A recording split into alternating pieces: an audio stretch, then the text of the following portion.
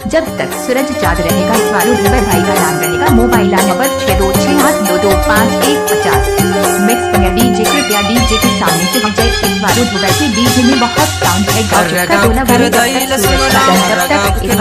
भाई का डीजे में नाम रहेगा। मोबाइल नंबर है 6268225150। फोटो और गान जिला सामने बस जय सेवा जय बुल्हादेव जय सेवा।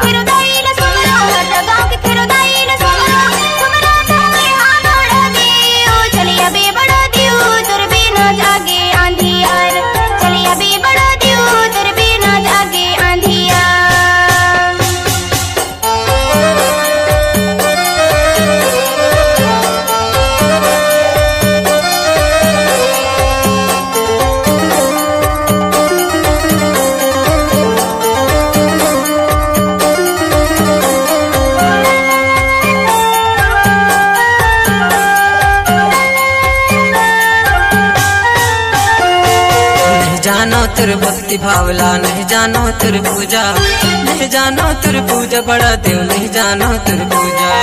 हमले का तेरे माथ नवाता, हमले का तेरे माथ नवाता, जिन भर है जैसा है।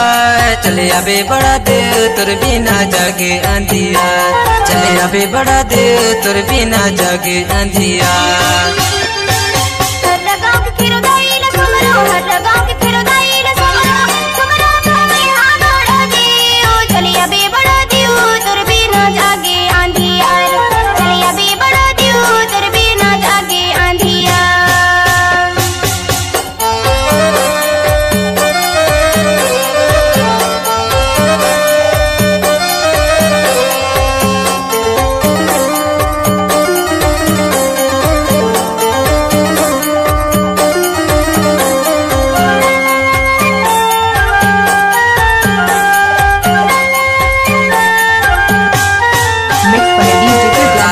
के होम लगा के हल्दी के तिलक लगाया हूँ, हल्दी के तिलक लगाया बड़ा देव, हल्दी के तिलक लगाया सात रंग के झंडा लगाया,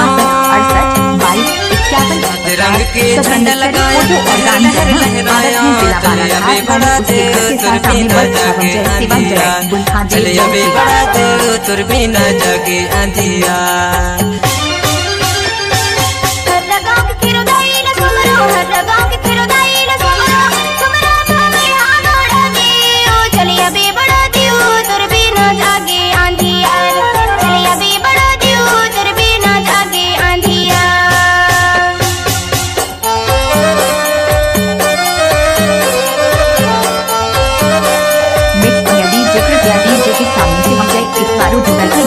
बहुत साउंड है। गाँव चुपका डोला वाले जब तक सूरज चाँद तब तक इतवारू दुबे भाई का डीजे में नाम रहेगा। मोबाइल नंबर है 6268225150।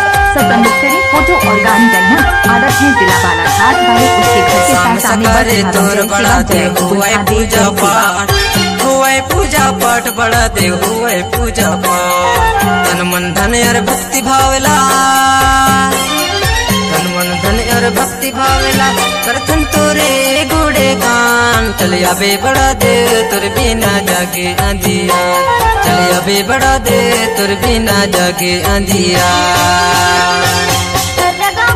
कृपया डीजे के सामने से विजय इतवारू दुबे के डीजे में बहुत साउंड बिना माँ बैठी लड़की को खींच के नाचना। इतवारू दुबे का आदत है हरियार हरियार बस्ती पर की आवच्छा चुपका डोला गाँव। Mobile number 6268225150। संपर्क करें। जब तक सूरज चलेगा तब तक इतवारू दुबे भाई नवा रहेगा। कृपया डीजे से चले अबे बड़ा देव तुर बिना जागे आंधिया, चले अबे बड़ा देव तुर बिना जागे आंधिया, चले अबे बड़ा देव तुर बिना जागे आंधिया, चले अबे बड़ा देव तुर बिना जागे आंधिया, चले अबे बड़ा देव तुर बिना जागे आंधिया, चले अबे बड़ा देव तुर बिना जागे आंधिया। 6268225150। संपर्क करें। जब तक सूरज चंद रहेगा तब तक इतवारू दुबे भाई न